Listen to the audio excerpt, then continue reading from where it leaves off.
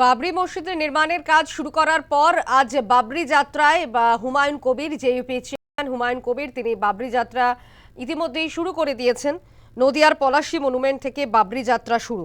প্রস্তাবিত বাবরি মসজিদের নির্মাণ কাজ শুরু হয়েছে গতকাল এবং আজ বাবরি যাত্রা ইতিমধ্যেই শুরু করেছেন তৃণমূলের সাসপেন্ডেড বিধায়ক হুমায়ুন কবির।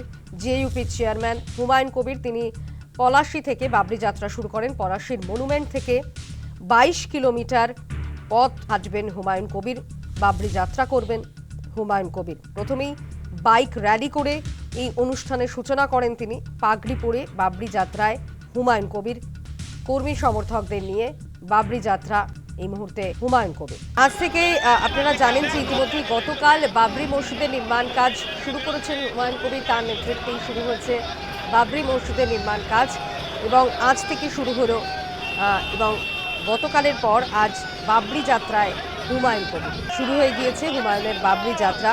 পলাশীর মনুমেন্ট থেকে শুরু হয়েছে এই বাবরি যাত্রা। 22 কিলোমিটার যাত্রা করবেন Humayun Kabir, JUP chairman. Bike rally করে এই বাবরি যাত্রার সূচনা করেন হুমায়ুন কবির।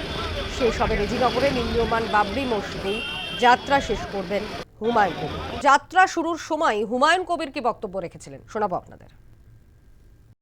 মুর্শিদাবাদের সীমানা শুরু হবে লোকনাথপুর এর উপরে।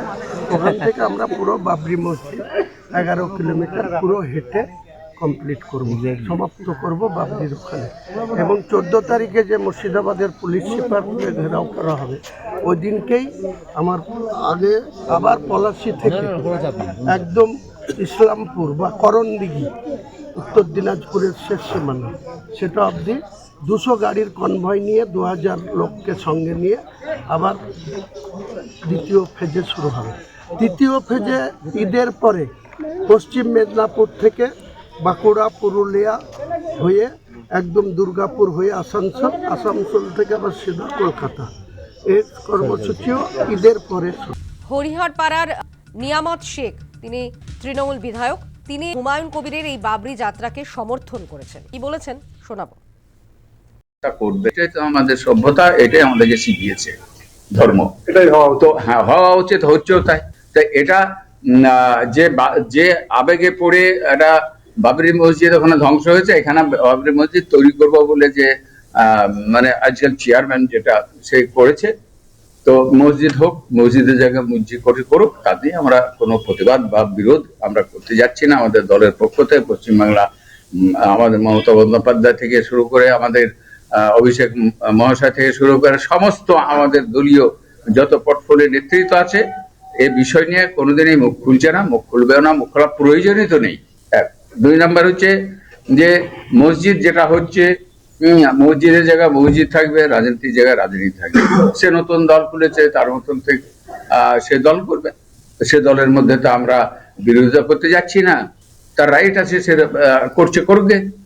আমাদের এই দলের ছিল, তো আমাদের দল থেকে এখন যাক বহিষ্কৃত হলো, সাসপেন্ড হলো, হওয়ার পরও নতুন দল ওখানে উদযাপন করলো, করুক। আমরা যে যারা দল করি আমরা ঠিক জায়গায় আছি, আমাদের ভাঙতে পারবে না। আমরা দলীয়ভাবে নেতৃত্ব আছে, আমরা সক্রিয়ভাবে আমরা যে দলটা আমরা করে আসছি এটা আমরা করছি, আগামী দিন পর্যন্ত করব। আপনাদের শোনালাম তৃণমূল বিধায়ক নিয়ামত শেখের বক্তব্য।